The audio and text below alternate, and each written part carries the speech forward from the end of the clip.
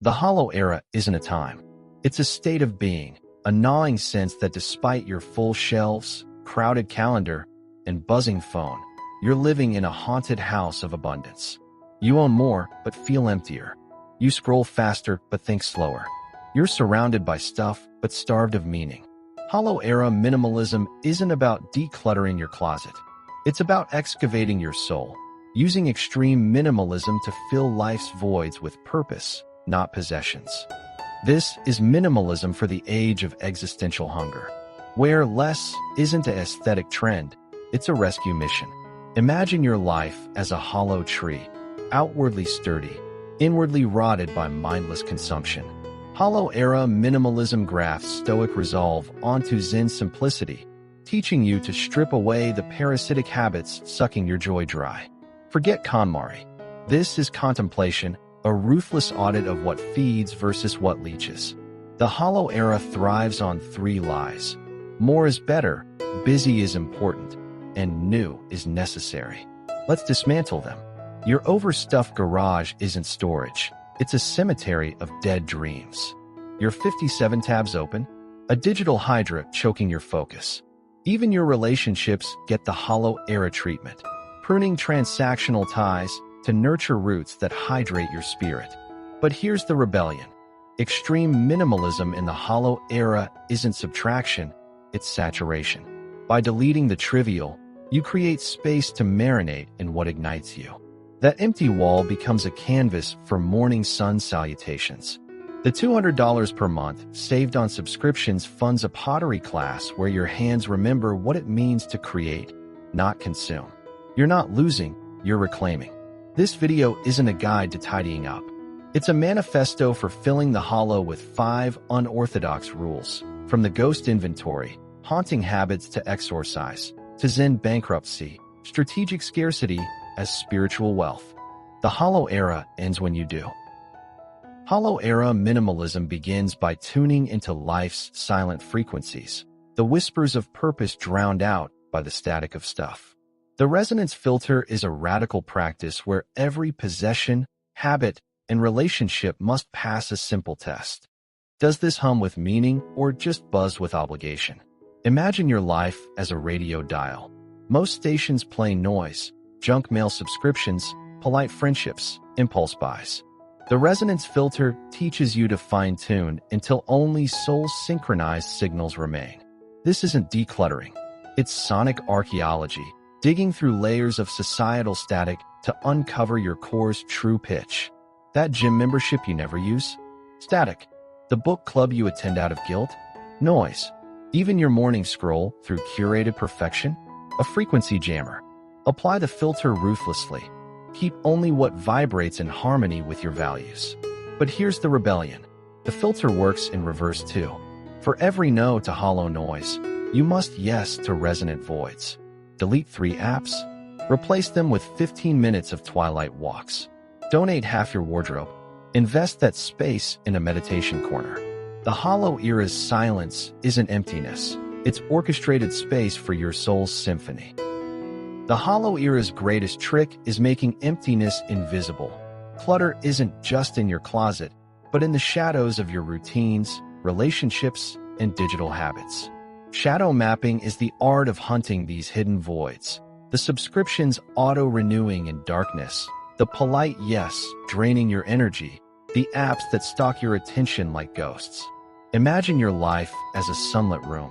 What looks minimalist at noon casts long, jagged shadows at dusk. Your task? Become an archaeologist of the unseen. Start with the 7-day shadow detox.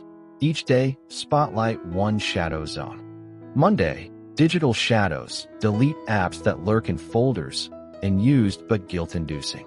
Wednesday, emotional shadows. Cancel one commitment made out of obligation, not joy. Saturday, financial shadows. Audit subscriptions you've forgotten but still fund.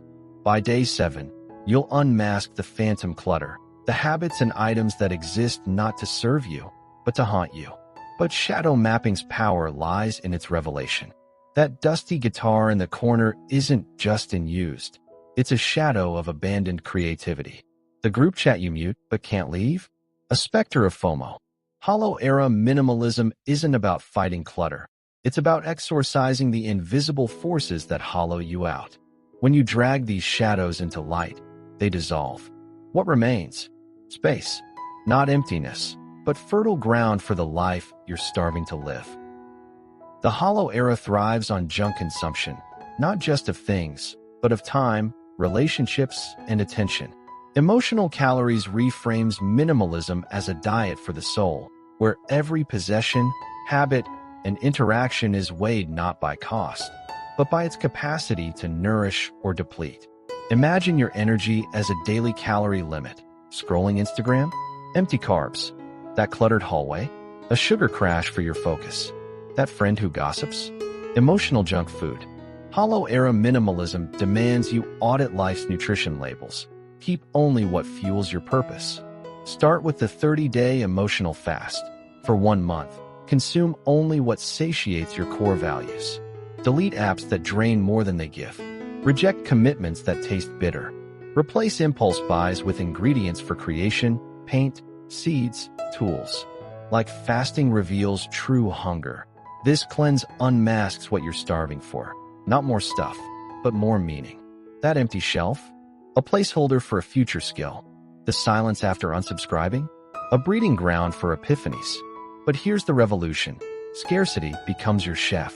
By stripping life to nutritional basics, you force creativity to cook feasts from simplicity.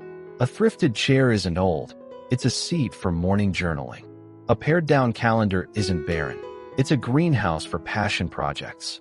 The Hollow Era's void isn't your enemy. It's your sous chef, chopping distractions to make space for banquets of purpose. The Hollow Era mistakes emptiness for failure, but true minimalists see voids as portals.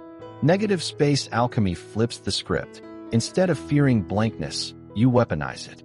Like a Zen garden's raked gravel or the pause between musical notes, strategic emptiness creates meaning. This isn't decluttering. It's designing absences so potent they pull your purpose into focus. The clutter? Just foreground noise. The magic? What isn't there? Begin with the void ritual.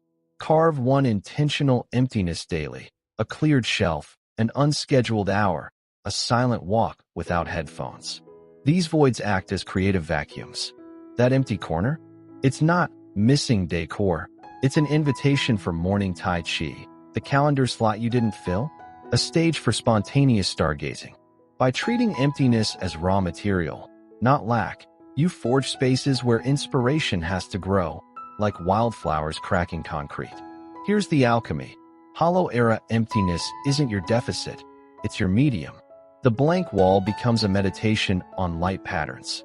The silent phone, for once, amplifies your inner voice. Even in used apps, deleted, leave digital meadows where focus blossoms. Minimalism here isn't loss. It's the art of subtraction that multiplies. You're not living with less. You're sculpting with absence, chiseling voids so sharp they cut through the Hollow Era's fog. The Hollow Era drowns us in disposable abundance, a graveyard of forgotten gadgets, expired trends, and relationships that leave no imprint.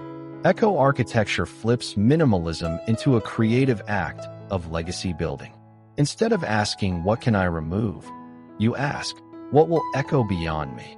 This is curation for immortality, designing a life so intentionally sparse that every remaining object, habit, or connection ripples across time. Start with the echo audit. For every possession or commitment, ask, if this were the only trace of me left, what story would it tell? That stack of unread books? Silence. The handmade desk you restored? A manifesto of patience. Even your Netflix queue becomes a fossil record. Will it reflect binge-watching or being watched by your potential? Hollow Era Minimalism demands you become an archaeologist of your future self, burying only artifacts worthy of excavation. Here's the paradox. By treating your present as a museum of meaning, you weaponize absence. That empty shelf isn't unused. It's a frame for the single heirloom bowl that will outlive you. The silent morning ritual, no phone, no noise, becomes a sonic signature of your inner peace. The Hollow Era fears voids, but eco-architects know True legacy isn't built by what you accumulate. It's carved by what you dare to omit. Your absence becomes your anthem. The hollow era doesn't end when you declutter. It ends when you stop seeing emptiness as a flaw and start treating it as raw material. Minimalism here isn't a purge, it's a rebellion. A refusal to let society's obsession with more colonize your spirit. You've learned to filter resonance, map shadows, fast on junk consumption, alchemize voids, and architect echoes. Now, the question isn't, what can I live without? It's what deserves to exist in the vacuum I've created. This is your reclamation. That hollow feeling? It wasn't a warning, it was an invitation. An invitation to replace the noise of accumulation with the music of intention. To let every pared-down shelf, silent hour, and curated relationship become a brushstroke in the masterpiece of a truly full life. The hollow era's greatest lie was convincing you emptiness is failure. You now know better. Emptiness is the canvas. If this cracked open a new way to see your clutter, physical, digital, or emotional, hit subscribe. The hollow era thrives on isolation, but your journey doesn't end here. We're building a library of videos to help you weaponize simplicity, from financial voids to creative deserts.